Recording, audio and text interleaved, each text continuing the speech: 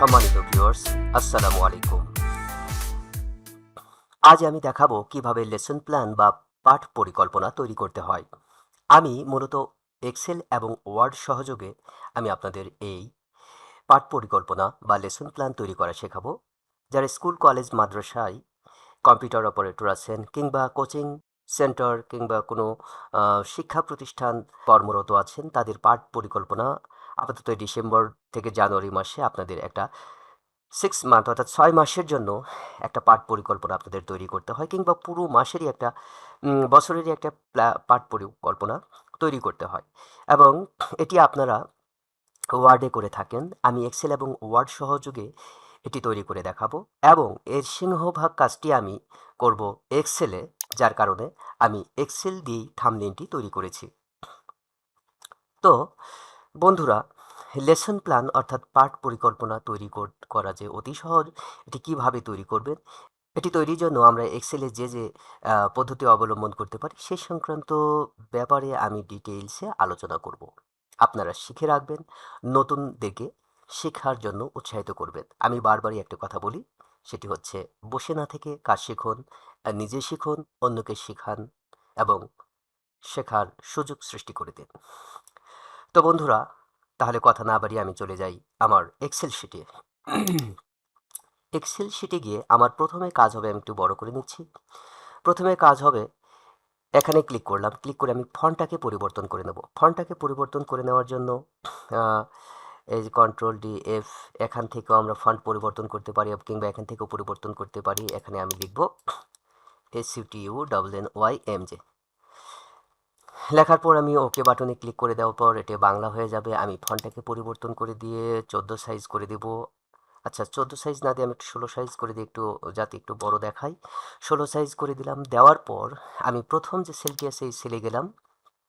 এই সেলে গিয়ে আমি লিখব, আমি কিবোর্ডটাকে বাংলা করে নিই, কিবোর্ডটাকে বাংলা করে নিলাম। এই যে আমার কিবোর্ডটাকে বাংলা করে নিলাম।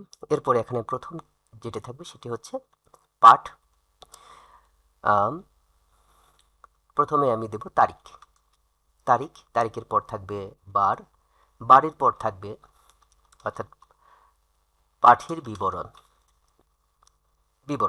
ওকে, এটিকে আমি অ্যাডজাস্ট করে নিলাম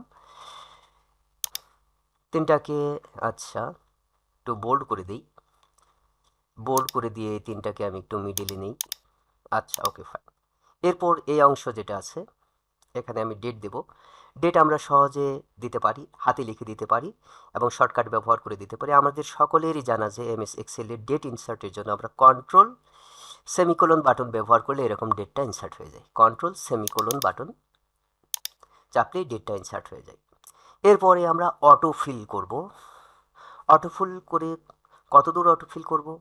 ধরুন মার্চ মাস পর্যন্ত আমি নিলাম, এটি মার্চ মাস পর্যন্ত। আমি ইচ্ছে করলে একদম 25-এর শেষ সাল পর্যন্ত নিতে পারবো। তো আমি এটা যেহেতু নমুনা দেখাচ্ছি, আমি মার্চ মাস পর্যন্ত নেব। এই জন্য ডেটটা ইনসার্ট হওয়ার পরে আমরা এই যে হোম বাটন থেকে আমরা চলে যাব এডিটিংয়ের মধ্যে গিয়ে আপনারা পাবেন কি, এই যে ফিল, এই ফিলের মধ্যে ক্লিক করলে আপনাদের সামনে এরকম সিরিজ দেখাবে, ডাউন দেখাবে। আমরা যাব সিরিজে, জাস্টিফাই দেখাবে, সিরিজে আমরা যাব। সিরিজে ক্লিক করা মাত্র এরকম অংশ চলে আসবে।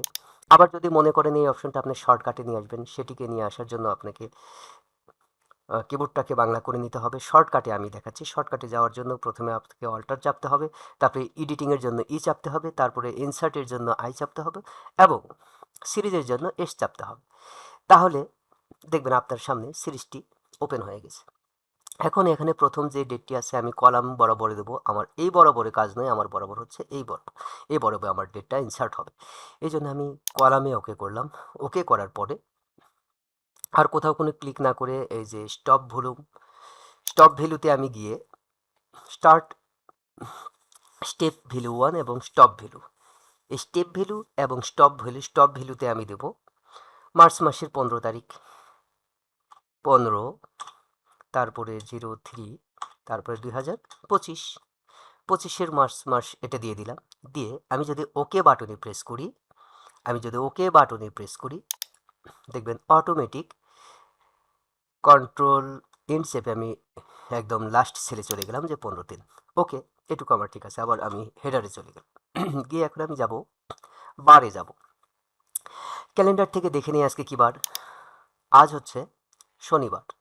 আজ হচ্ছে শনিবার, ঠিক আছে। ডিসেম্বর মাসের আজ হচ্ছে শনিবার। তাহলে এখানে আমি লিখে নেব শনিবার, সরি, শনিবার। এর পরের বার হচ্ছে রবিবার, তারপরে সোমবার, মঙ্গলবার, বুধবার, বৃহস্পতিবার, বৃহস্পতি এবং শুক্রবার। এই সপ্তাহের 7টা দিন আমি লিখে নিলাম। এখানে ডাবল ক্লিক করে অ্যাডজাস্ট করে নিলাম। নেওয়ার পরে এই যে 1 থেকে এই শুক্রবার, শনি থেকে শুক্রবার খুব সুন্দর একটা কম্বিনেশন হয়েছে। তো এই যে বারটি আমি এটি এখানে ডাবল ক্লিক করে আমি এটিকে ছোট করে দিলাম। এই যে এই ডেটটুকুকে আমি সিলেক্ট করে দেবো, কারণ এটাই আমার রিপিট হবে। এটা সুন্দরভাবে রিপিট করার জন্য যারা এক্সেলে কাজ করেন তারা জানেন যে এখানে ডাবল ক্লিক করলেই পুরোটা এটি হয়ে যাবে। আমি ড্র্যাগ করে টেনে নিয়ে যাব না, এখানে আমি ডাবল ক্লিক করলাম। ডাবল ক্লিক করলে আমি কন্ট্রোল এন বাটনে দেখাচ্ছি যে ডাবল ক্লিক করলে এটি একদম লাস্ট পর্যন্ত, আমার সেলের লাস্ট পর্যন্ত চলে গেছে, ঠিক আছে। একেবারে অটো অ্যাডজাস্ট হয়ে চলে গেছে। এটা দেখানোর পর শনিবার, এখন আমার যেটা করতে হবে যে এই যে প্রতি শনিবারে স্কুল বন্ধ থাকে এবং শুক্রবারে স্কুল বন্ধ থাকে। ধরি আমার শনিবারে শুক্রবারে স্কুলটা ছুটি থাকে, এই জন্য এই অংশে আমাকে ছুটি লিখতে হবে এবং প্রত্যেকটা শুক্রবারই আমাকে ছুটি লিখতে হবে। আমরা ছুটি লিখে কপি করে পেস্ট করতে আমাদের দীর্ঘ সময়।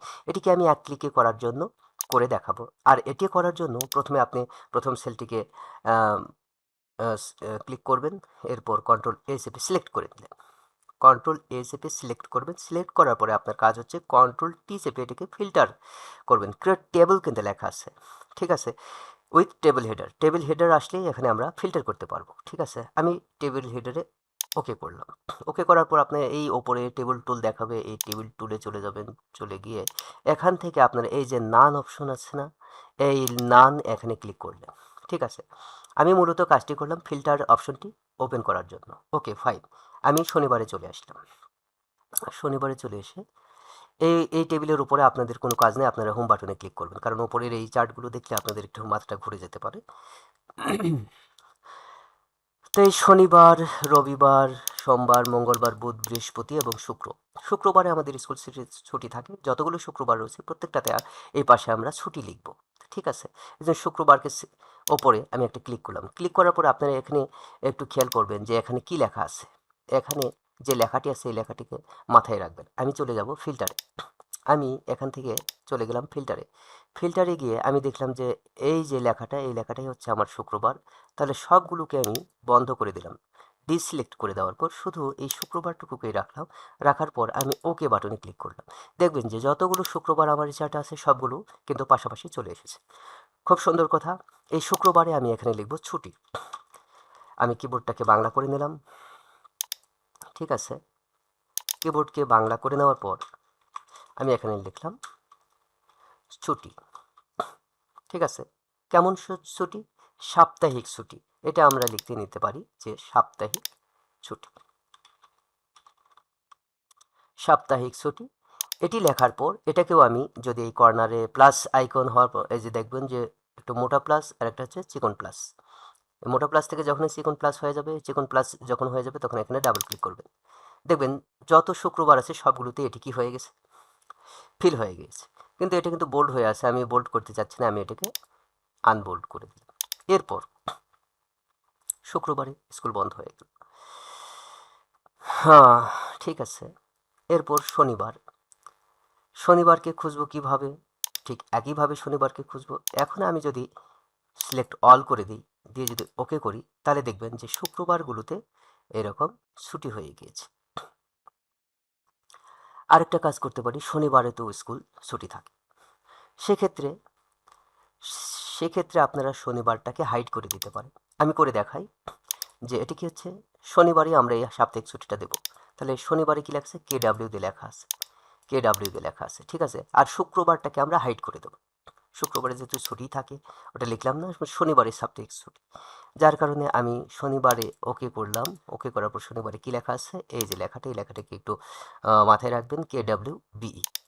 ওকে ফাইন, আমি ফিল্টারে আবার চলে গেলাম, সবগুলোকে আমি আনা করে দিলাম। KW কোথায়, এটা এটা হচ্ছে শনিবার এবং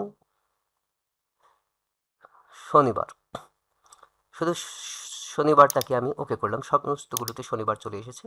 আমি আবারও দেখাই যে এখানে ছুটি লিখলাম, ছুটি, ছুটি ছুটি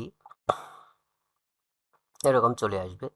তাহলে শুক্রবারে আমরা কি দেব, শুক্রবারটাকে আমরা হাইড করে দেব। তাহলে শুক্রবারে সবগুলোকে সিলেক্ট করার পর শুক্রবারটাকে আমরা হাইড করে দিলাম, দিয়ে আমি ওকে করলাম। দেখবেন যে শুক্রবার হাইড হয়ে গেছে, এর সাথে শুক্রবারের সঙ্গে যে ডেট ছিল সেই ডেটটাও অটোমেটিক হাইড হয়ে যাবে। এই কাজটুকুকে করে নেওয়ার পর আমি এটিকে আবার কপি করব। কপি করে আমি আমার ওয়ার্ড ফাইলে চলে যাব। ওয়ার্ড ফাইলে গিয়ে আমি নতুন একটা ডকুমেন্ট নেব। ডকুমেন্টে গিয়ে আমি ন্যারো করে নেব, ডাবল ক্লিক করে 0.5 0.5 0.5 0.5 করে দিয়ে ওকে করলাম। ওকে করে যদি এখানে পেস্ট করে দিই, আমার এই ফাইলটুকু চলে আসবে। এখানে আমি ডাবল ক্লিক করলাম, ডাবল ক্লিক করলে এটি অটো অ্যাডজাস্ট হয়ে যাবে। এটাকে ড্র্যাগ করে টেনে আমি এই পাশে নিয়ে গেলাম। যাওয়ার পরে এই যে আমার যে ওপরের যে অংশটুকু আছে, এই অংশটুকুকে বোল্ড করাই আছে, বোল্ড করব এবং সেই সঙ্গে আমি হাইলাইটসও করব। আরেকটা কাজ করতে হবে আমাদের, এগুলোকে বর্ডার দিতে হবে। আমি এখান থেকে বর্ডার দিলাম, বর্ডার অল করে দিলাম, ওকে ফাইন। এরপরে যে হেডিংটা দেখতে পাচ্ছি, এই হেডিংটাকে রিপিট করতে পারি। এই হেডিংটা রিপিট করার জন্য আমরা টেবিল প্রপার্টিতে যাব, অথবা এই যে টেবিল লেআউট দেখতে পাচ্ছেন, এখান থেকেও কিন্তু আমরা এটাকে রিপিট করতে পারি। যে রিপিট হেডার, এখানে ক্লিক করলেও রিপিট হেডার। হেডারের কাজটা কি আমি দেখাচ্ছি, এখানে আমাদের দুইটা পাশাপাশি দেখাচ্ছে। আমি যখন হেডারকে রিপিট করে দেবো, তখন এই যে হেডারটা প্রত্যেকটা পেজে চলে যাবে। আবার যদি টেবিল প্রপার্টি থেকে এই হেডারটা রিপিট করি, সেই ক্ষেত্রে টেবিল প্রপার্টিতে যেতে হবে। এবং এই যে রোর মধ্যে যে রিপিট অ্যাজ, এখানে হেডার রো, ঠিক আছে, এখানে ক্লিক করলেও হয়ে যাচ্ছে। ঠিক একই কাজটাই আমরা এভাবে করতে পারি। তো আমাদের লেসন প্ল্যানের হেডিংটি হয়ে গেছে। আমরা উপরে এখন লিখব পাঠ পরিকল্পনা 2025। এটাকে লেখার পর একটু বোল্ড করে দিলাম, ঠিক আছে, বড় করে বোল্ড করে দিলাম। তো এভাবেই একটা প্রতিষ্ঠানের লেসন, এর পরবর্তীতে আপনারা এর ভিতরে যে যে দিনে যে যেই লেসনটা আছে সেই পাঠের বিবরণগুলি লিখবেন এখানে খুব সুন্দরভাবে, অতি সহজে। এভাবে আপনারা পাঠ পরিকল্পনা তৈরি করতে পারেন, এটা করুন। তো বন্ধুরা, আমার এই কাজটি আপনাদের কেমন লেগেছে কমেন্টসে জানাবেন। ভিডিওটি নতুনদের কাছে শেয়ার করবেন এবং পরবর্তীতে আরও এরকম কিছু বিশেষ বিশেষ ধরনের ভিডিও আপনাদের সামনে আমি তুলে ধরব। আর ততদিন সুস্থ থাকুন, সুন্দর থাকুন। আল্লাহ হাফিজ।